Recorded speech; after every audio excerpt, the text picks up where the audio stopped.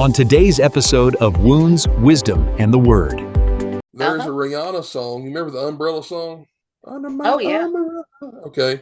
Yes. There's a line in that song, and it's biblical. She probably didn't mean it that way, but like, in the dark, you can't see shiny cars. You think about what they just said. When you lay your head down at night on the pillow and you turn the lights off, all the stuff doesn't matter. Yeah. Who you are and who you're with, laying in the dark, does. Wounds, wisdom, and the word. Wounds, wisdom, and the word. Now here are your hosts, Jamie and Doug. All right. Hello, everybody. Welcome again to Wounds, Wisdom, and the Word. This is Doug Gregory. Got co-host and counselor extraordinaire Jamie Shepherd with you today, and we are ready for another episode today, episode number 9, I believe it will be. And we started last time. We kind of called that episode "Being Too Comfortable in the Mud," but really the idea behind that episode was to kick off maybe a series of lessons on kind of reasons why people get stuck. And, being stuck is not a good thing. We kind of run down the top 10, maybe Jamie's top 10 list to do a little David Letterman, top 10 reasons why people get stuck. But we also wanted to, each one of those topics really could have had their own episodes. So we want to expand on that some. So today's episode, we're going to take number 10 and number 9 out of that list. And those two topics are really a lack of resiliency and no foundation for growth. So, you think about being stuck, the idea that I think I can't be anything but stuck, and the second idea of I don't know how to be unstuck because I never saw anything any different, are two very big issues that plague people in their life and their mental health, and all these things go together. So I'm going to kick it over to Jamie and let her build some resiliency in us. I'm going to give it the old college try. No pressure.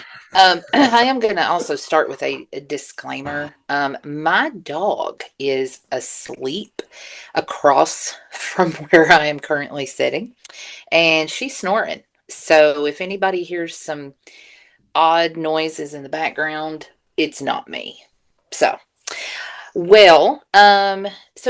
we Doug and I kind of talked about my top 10 list and decided that we're going to stop from the bottom and go, or start at the bottom and go up. So today we're going to talk about number 10, number 9.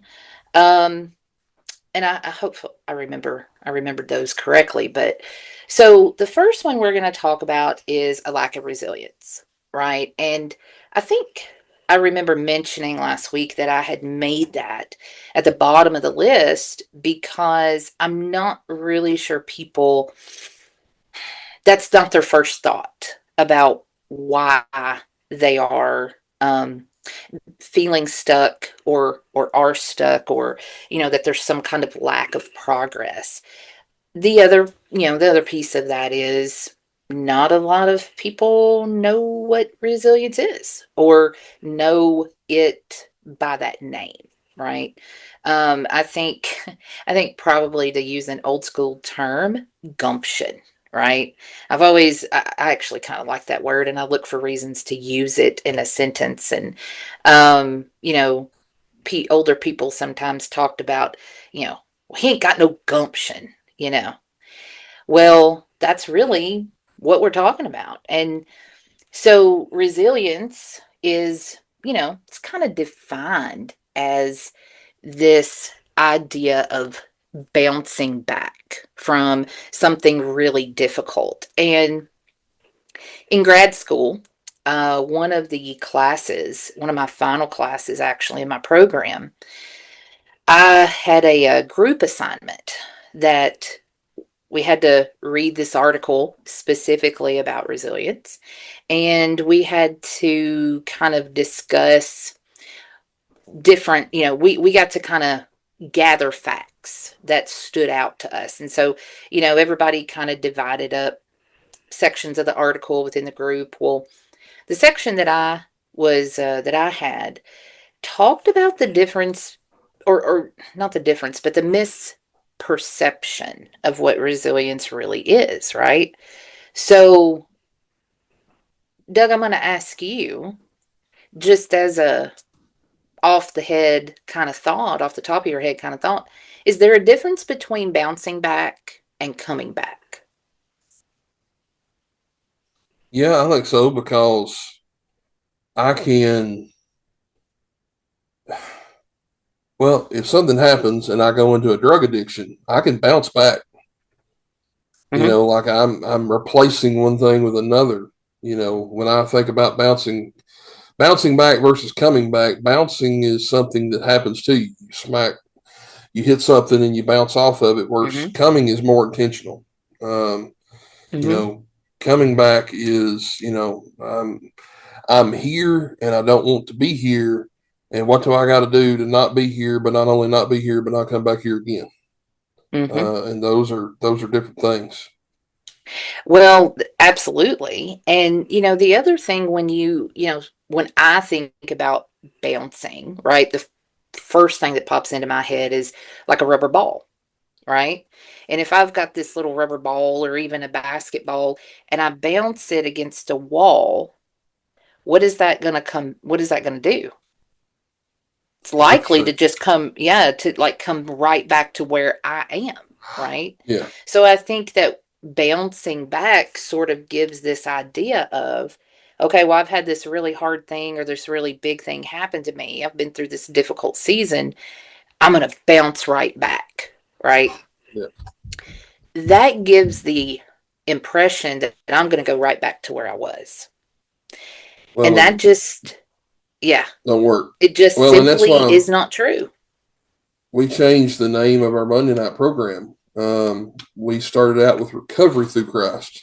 Mm-hmm. And we weren't in that very long. And told Tony, I said, Tony, now I'm a computer guy, but like when I think of recovery, I Mm-hmm. recover the computer back to the point to where, you took it out of the box or before it had the Yep. problem. I Yep. said, but if I recover a person back to the day before they had an addiction, they're ready for another addiction. Yep. Yep. We don't really want to recover back to that previous point. We want to go beyond that to something Mm-hmm. better. And that's where the transformation uh, came in. We changed the word because we changed our core idea. Yeah. Well, and even thinking about, maybe it's not an addiction that I'm going through. Maybe I lose my job, right? Maybe my livelihood for my family is stolen away from me. Doug, that's going to have a huge emotional impact on me, on my family, on even my extended family, maybe even on my church family if they are helping myself and my family through a very difficult financial time, right? Those type of experiences leave a mark on a person. And obviously, going through an addiction leaves a mark on a person. And so the end of that difficult season, you are not the same person that you were before that experience. You know, We had that growing up. My mother had a very good job at, they used to be called American Greetings. Like if you get, mm-hmm. the cards, like Yeah. back when they actually had plants in America, there was one in my hometown, 2 minutes from my mom and dad's house. And Mm-hmm. I remember when that plant shut down, it was a big ordeal. And Yeah. my mom had to navigate transitioning careers, and she made probably two changes, but the last change she made put her in a place where she's been now for, I don't know, that's been 10, 15 years, 20 years ago. So yeah, it was a very tumultuous time where a lot of unknown and a lot of, going back to school. And there's Yeah. a story about math class that's kind of funny. I don't, anyway, but uh, I was Share it working if at, you. well, I was working at Dale at the time, driving from Lafayette, Tennessee to down at the airport in Nashville. So like driving a 96 two-door Blazer, full-size Blazer, getting 8 mile a gallon or whatever it was, so just as idiotic as you be. But like I say, I'm gone all day working, doing tech support. And, by the time I get home, I'm exhausted. Well, mom has now started college and she's in math class, and which I've done that, right? I went to Tennessee Tech, which was like the number 2 engineering school at the time in the country. And their math department was like full of mathematical gangsters. Okay. They're weeding people out of the engineering department with the math department. And so I went to Tech and got my south end up north direction pretty quick in the math. I finally passed count 1 and count 2. It took me 5 times between the both of them. So, I kind of did the math thing. Well, like I would come home and my mother would be, bless her heart, and I get it. I mean, I get why she was, because I was the same thing, but she would be in this, just frantic state, crying literally over her textbook. And I remember this one week, whatever it was, and I come home for the 3rd or 4th time, and I walk in the door and she's crying, and I'm just like, Mama, I will get you through math class, but I cannot talk you off a cliff every night. I do not have the bandwidth. I need you to trust me and chill out. And I did. I got her through math class. She got herself through math class, but right? it was such a new and scary thing. And like I say, I completely get it. I was, I went through the same thing going to college. But it was just like, I can get you through math. I can't talk you off a cliff every night for an hour and a half before we do math.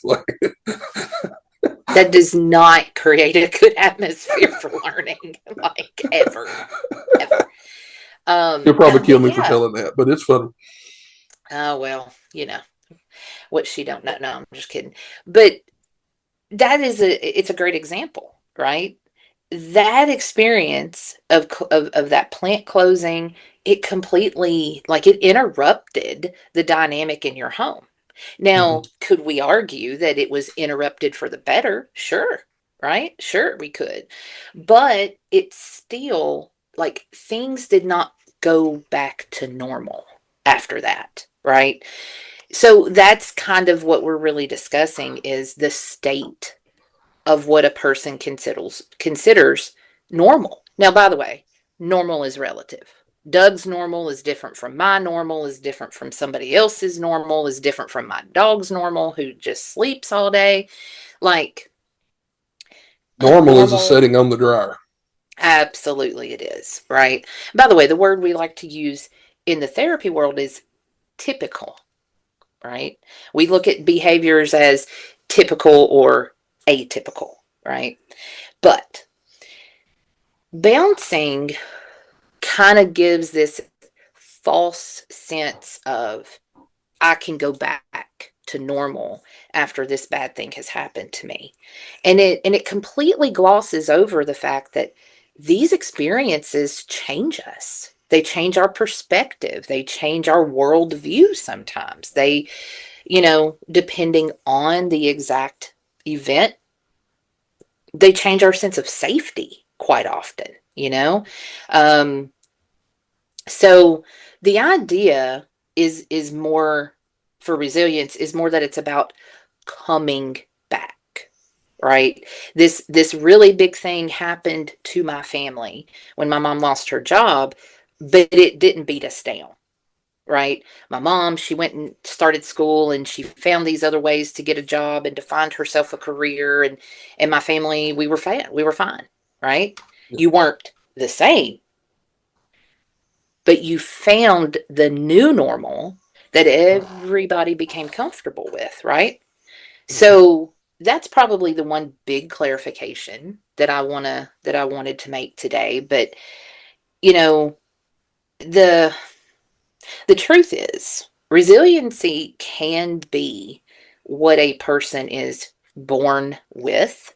I do believe that there are individuals out there who are just born with this cup runneth over kind of scenario. But I do believe that the ability to lean into it is formed by that experience that we have growing up, which is what we're going to touch on when I get into number 9, right? Well, So, and I don't even know that. I don't know that some people are born more resilient. I think one of your biggest enemies of resiliency is your level of emotions. And some people, it's like their emotion knob is turned down. And, like you could burn their house down and be like, they don't ever get that low because they don't ever get that high. And yeah, then other people, like every little thing is like, you know, yeah, and a lot of times, from what I've seen in my own life, resiliency is not this magic, like, it's not this magic thing. It's just like, it's just the ability to say, okay, I have to go on. hmm Resiliency is like, I don't know what to do. I don't know how this is going to work out. This sucks. I hate this. But I got to get up and get a shower and try to leave the cave and do something. hmm I walked into a mass layoff one time. I was working at Dell and uh, was on the phone. Anyway, I got a promotion to be a virtual trainer, which means I got to go to work and not answer phone calls all day. And I was like, yes. because I was really good at my job. I mean, I hated it. It was like being a mouse or being a rat and running in the wheel. But Yep. I was really good at it. And I went through the training and like I was going to go train people how to be a tech. And they walked in the next Monday morning and fired every one of us.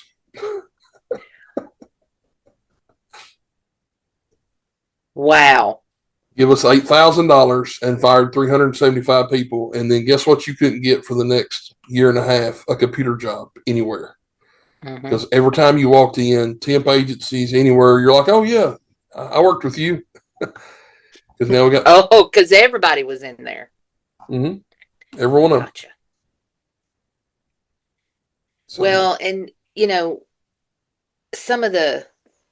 it's interesting that we're even kind of, headed in this direction, but, I wanted to share. So I like TED Talks. And here's why I like TED Talks. Typically, they're short, right? So even for those, right? Even for those of us who struggle with attention and focus and time management at times, I think TED Talks are great. There are some out there that are longer than others, of course, but so there was a TED Talk I ran across a few days ago, and the title of it is called "The Art of Failing Forward." And it was given by a doctor. I hope I'm going to probably butcher her name, but it's Sasha Shilcutt. Okay. And in this TED Talk, she kind of makes 5 points about what resilient people do. Okay.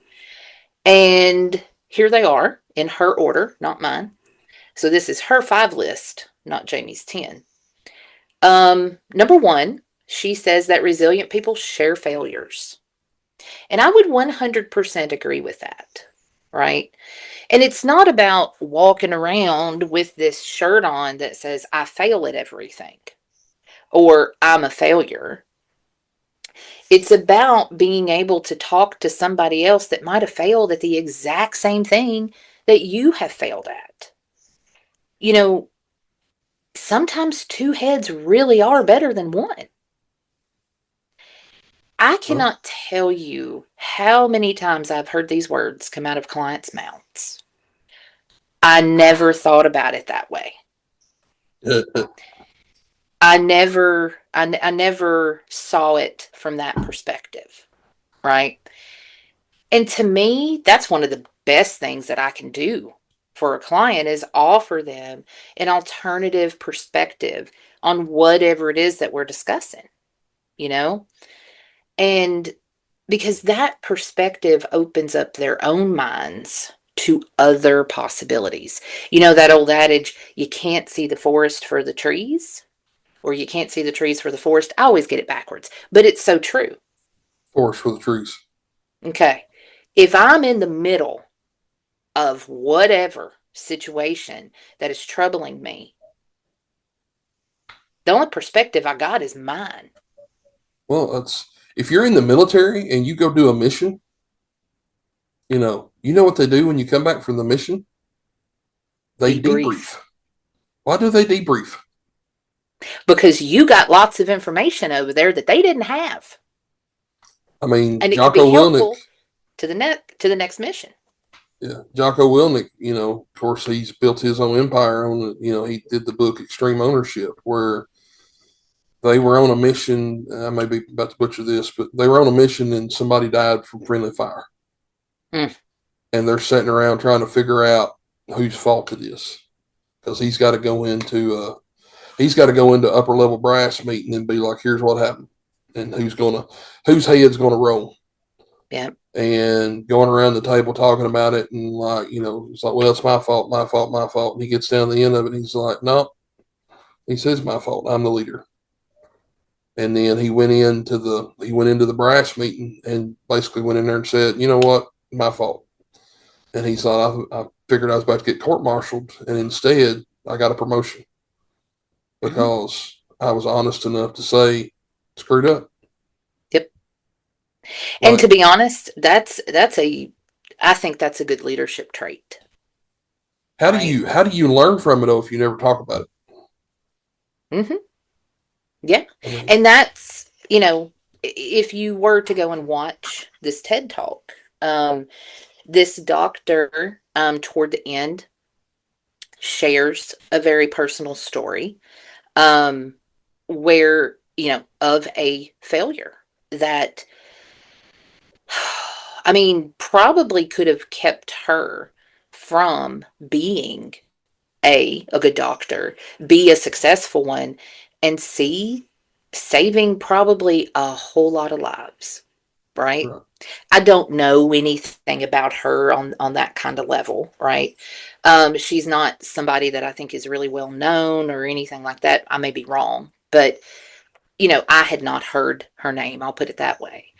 And I mean, how many famous people or successful people, that's a better word to use, like I was talking to Doug earlier, Benjamin Franklin, Thomas Edison, the Wright brothers, for crying out loud, like, do you think that those men never failed?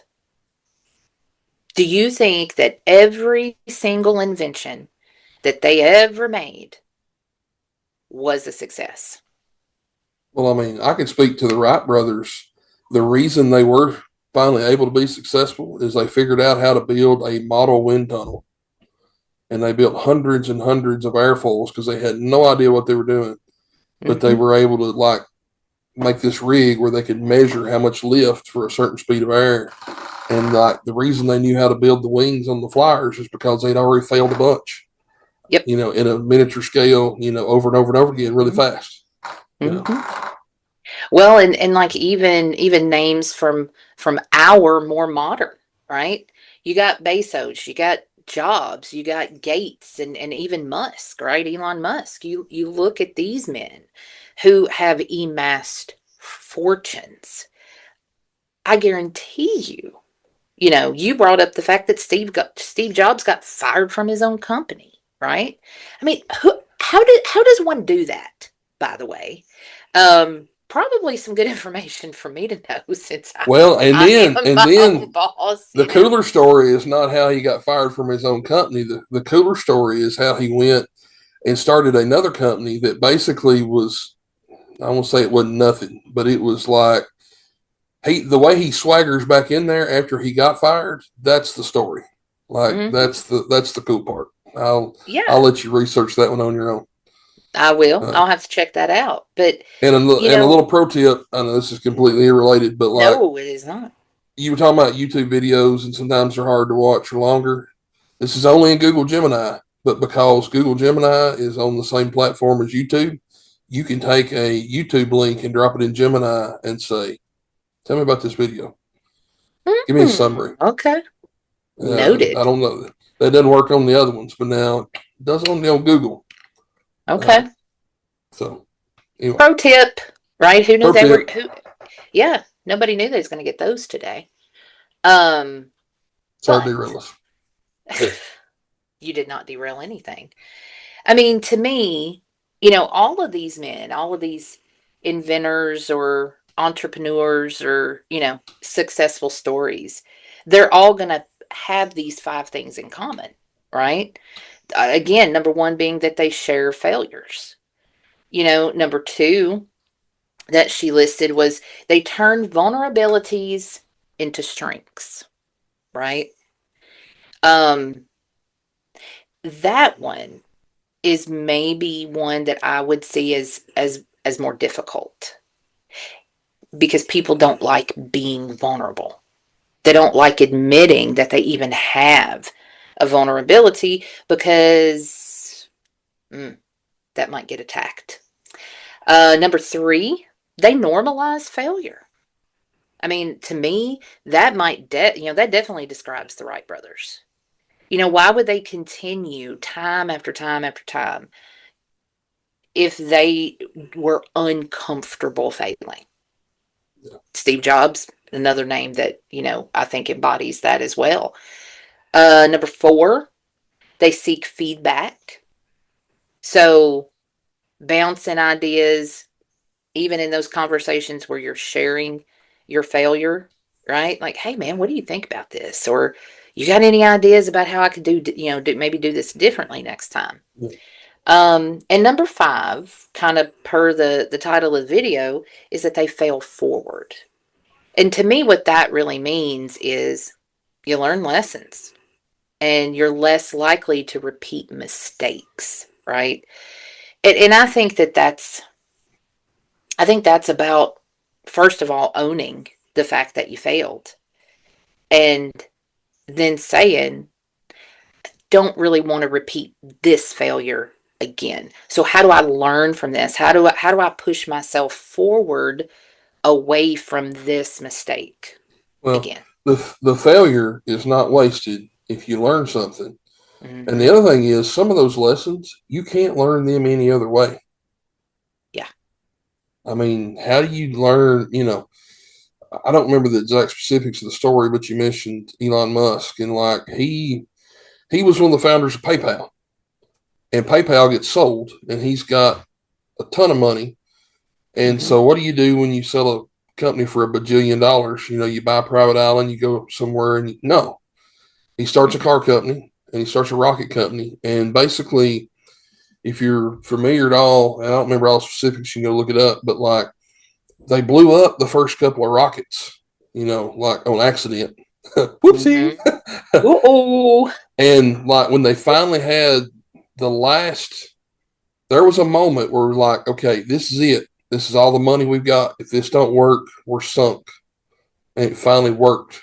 And that's what, you know, like he was literally rolled the dice and everything was on the line. And if that rocket had blown up, they had no money to start over. And, you know, all the way down to the wire, and it worked, you know, and you don't get to that point.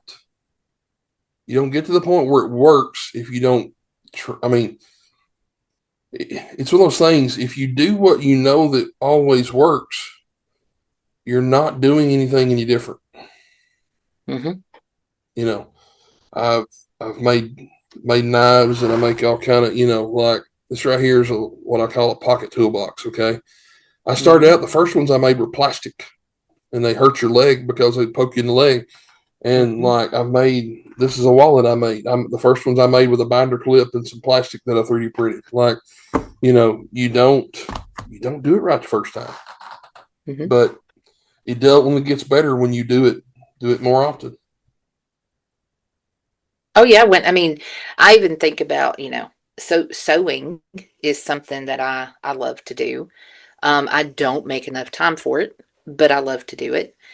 And goodness gracious, the very first few things that I sewed, dude, you'd have thought somebody with no thumbs did that. Like it was bad. It was real bad. And I remember How about sewing? not Look at yeah. the.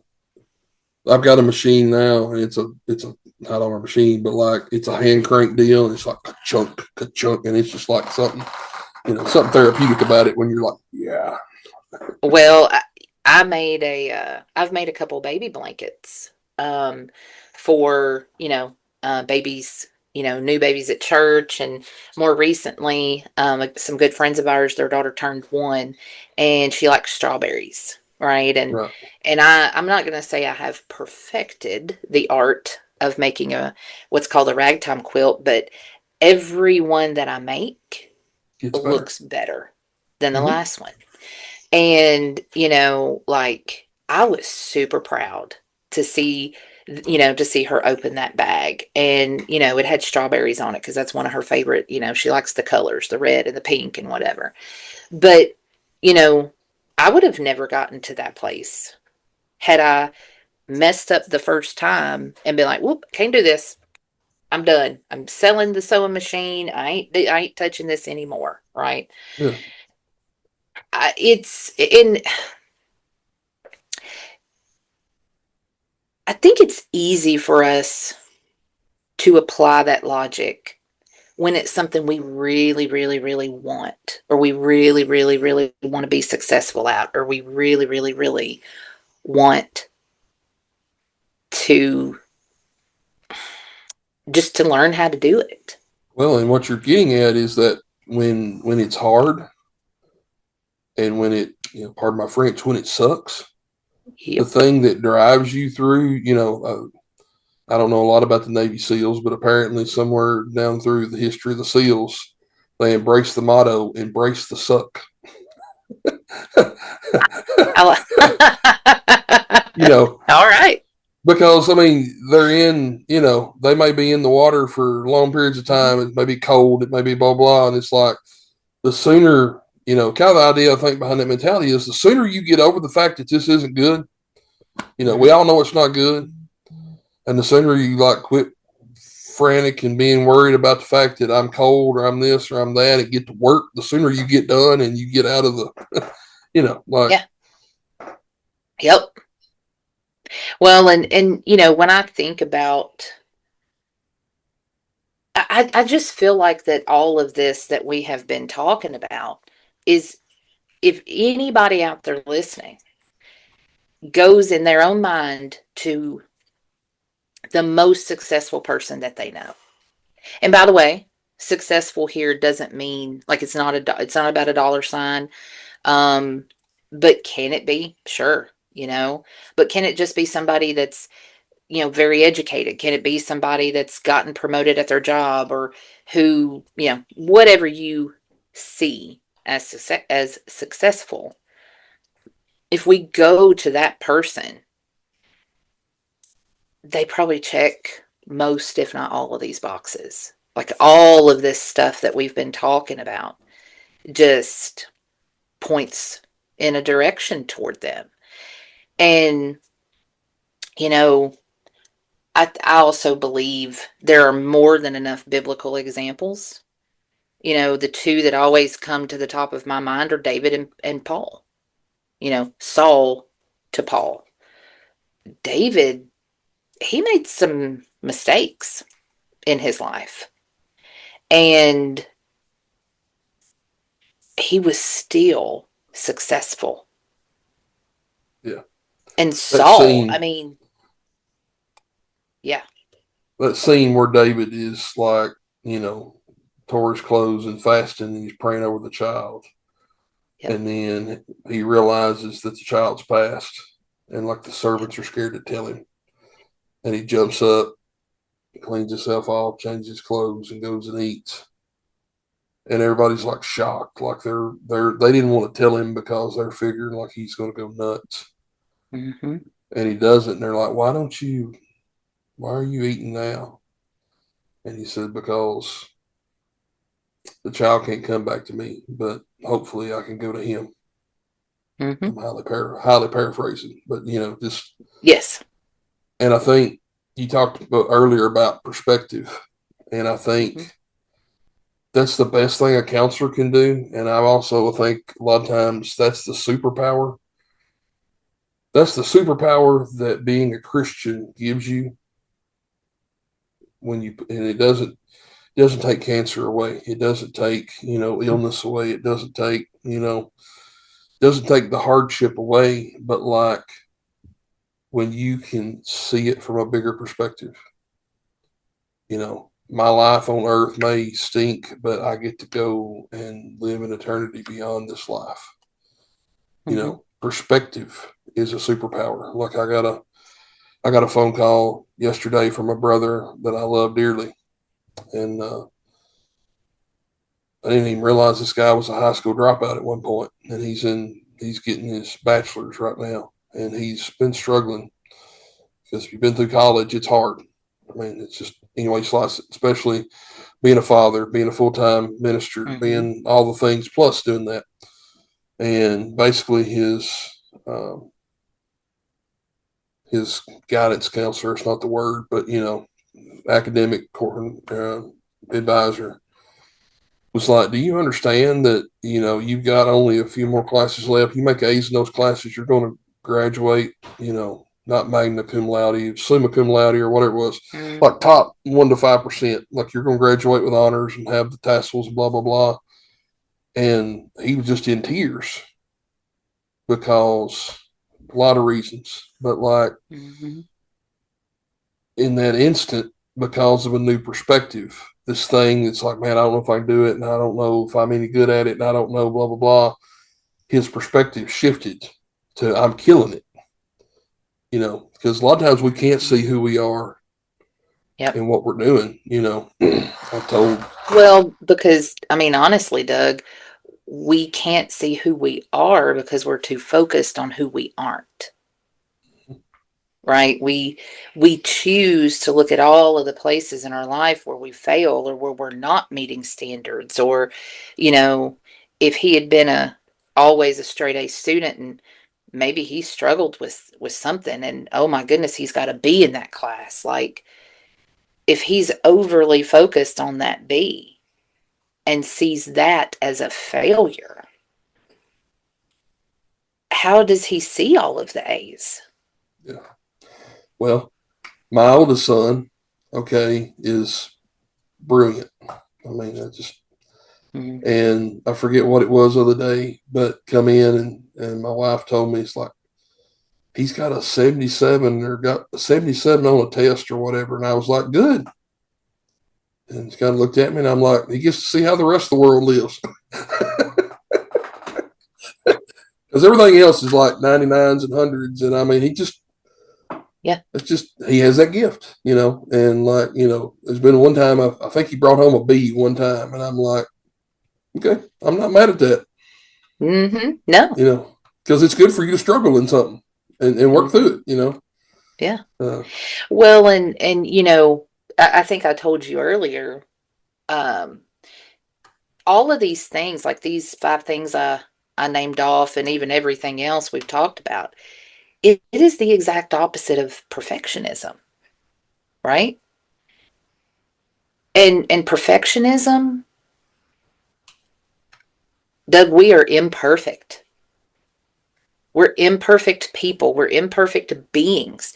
There is no way for any human being, I do not care who they are, to achieve perfectionism. It doesn't happen. And people who strive for that are miserable. Struggle mentally and emotionally. Because when you're a perfectionist and you do hit the mark, then it's not like, oh, yes, I'm perfect. It's, well, this one time I don't suck. Yeah. Because and it's okay, what's the next mark? Yeah. What's the next mark? What's the next thing I've got to hit? It's not a relief when you achieve perfection, whatever your standard perfection is.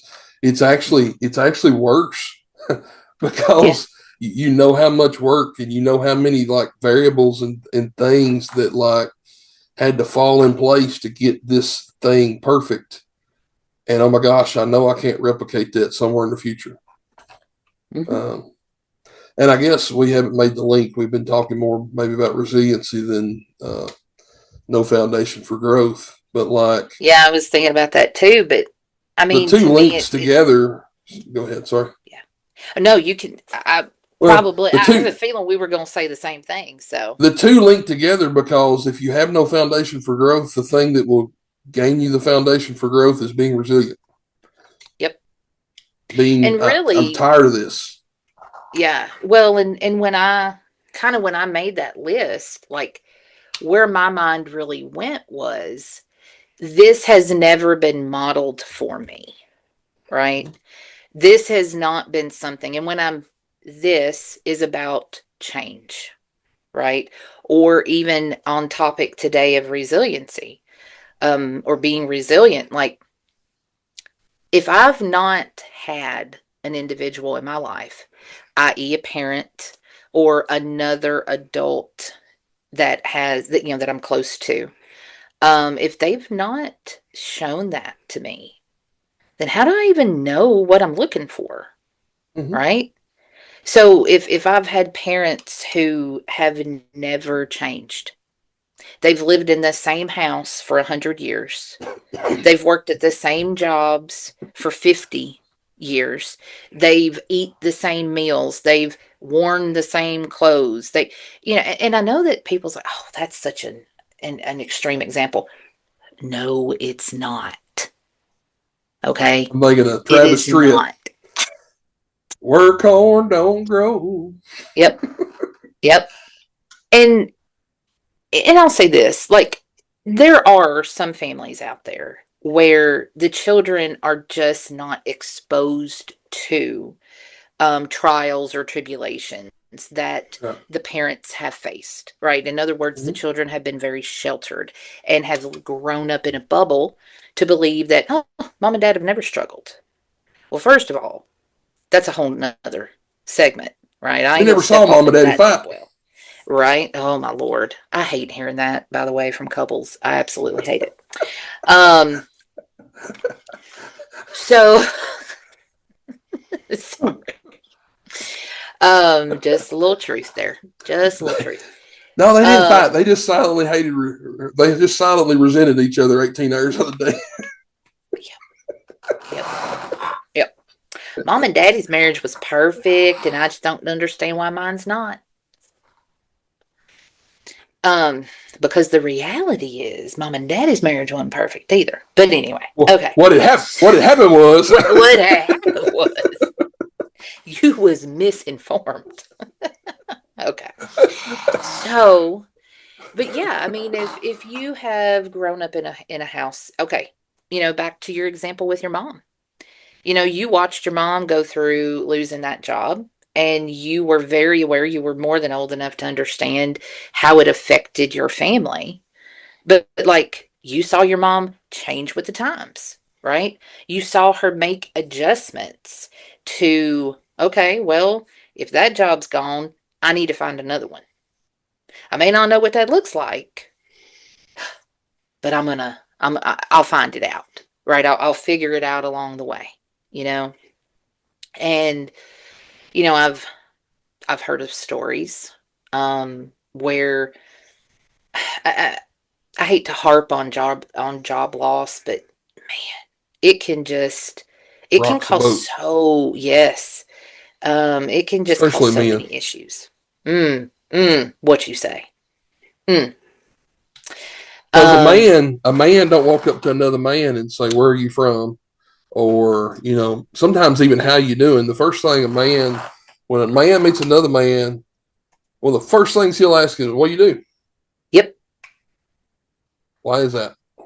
Because it's an identity. It's a part of their identity. Yeah, it's absolutely. And I'll say this. I think this is a theory of mine, nothing more.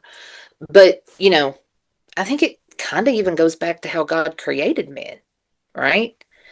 So I'm not suggesting that it's the healthiest thing ever, but I'm also not suggesting that it's the most unhealthy either. I'm going to tell you, when there's something in Genesis 1:26 and 27, subdue the earth and have dominion over it. There's something more in there than what we realize, especially for men. Oh, yeah. 100%. I agree. I agree. Why do we and pay by the way, people? Go ahead. I was just gonna say, by the way, some of my female clients hate it when I say that stuff. Well, why do we watch $1 million athletes run around on a field chasing a leather ball? Okay. And like, because there's something inside of us that like needs to conquer. Mm-hmm. And you can't, going to war and killing people it's highly frowned upon in a lot of situations. Mess around, find out, but now we'll fight over a leather ball. And you think we're bad about football, like go to a Latin American country and do like their football. Like, walk in a Mexican restaurant and say Messi. Like it's Messi and what's the other soccer? It's like Messi's really the only one that I know. I know there's another one that's extremely popular right now. But yeah, like it's why does the hero movies, all this stuff, like there's something in us that wants to, in men, that wants to conquer. And I think it's, it's making knives or working in, cars or hunting or fishing or, model trains or, just whatever it is. It could be, it almost seems, sometimes you look at you go in, you meet a man like there's a gentleman here in Todd County that the first time I bought something off him from Facebook Marketplace, and I walked in his shop, and his thing was back in the 50s and 60s, your washing machine was not electric powered. It had a small engine where you plumbed the exhaust pipe out the wall and everything. But like his collection was these washing machine engines. Had a little pedal on them. You stomped the pedal and it spun the starter, and it would fire up. You fired up an engine to run a washing machine, and like, the most minute thing ever. But of course, somewhere in his childhood, I guarantee you, Mama had a gas powered washing machine, and as a child, he was fascinated with that. Absolutely. In that minute thing that seems stupid to everybody else in the world, but to him, he is probably one of the world's foremost expert in washing machine motors. I guarantee you go get on Facebook and there's a group for washing machine motors. I believe it. You know what I mean? I would totally believe it. And there's a reason for that, because God wired us that way. I don't disagree with any of that. I don't. And like I said, sometimes when I say things like that, my female clients will be like, really? I'm like, yeah. Like, but anyway. I don't mean this in a sexist way. I'm probably about to stick my foot in my mouth, but like,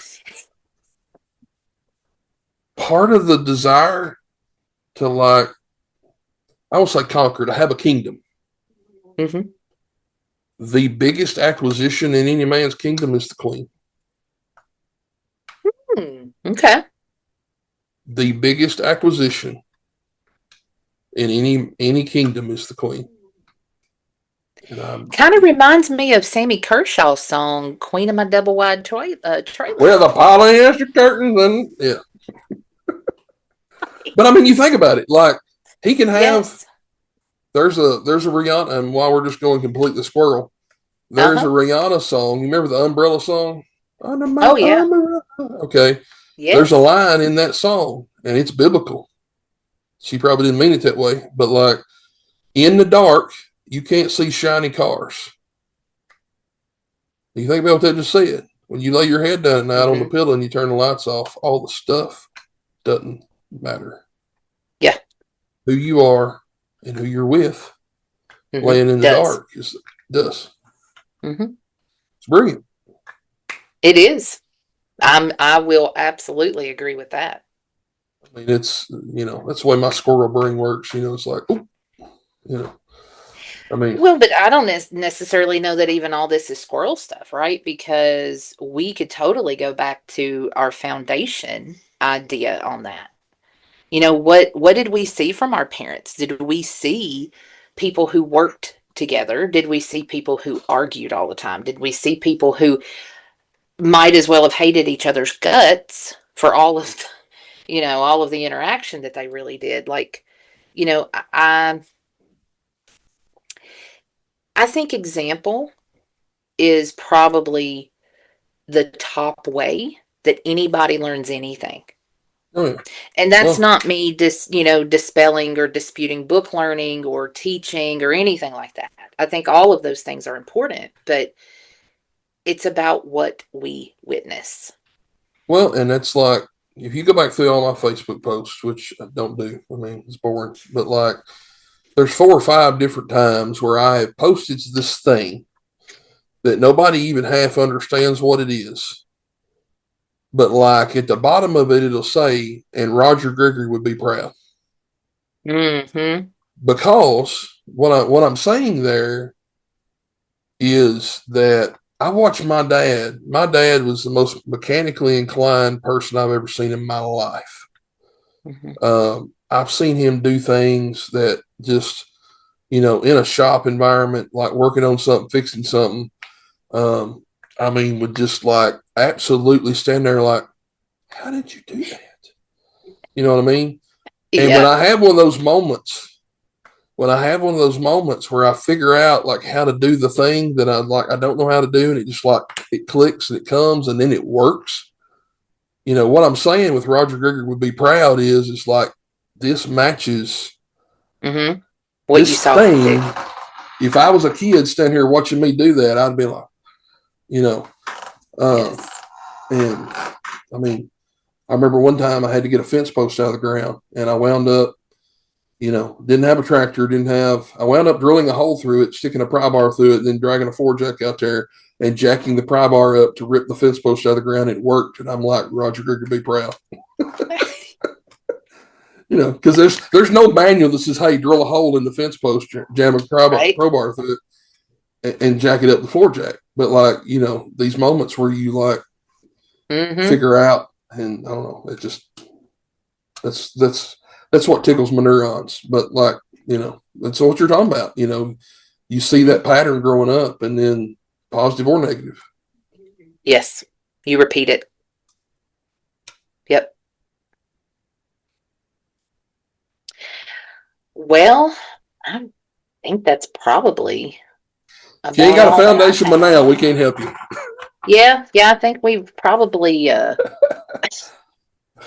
don't know what we've done today, Doug. I'm just gonna be completely honest. But it's been good discussion. Yeah. Well, I mean, I guess if you don't get anything else out of it,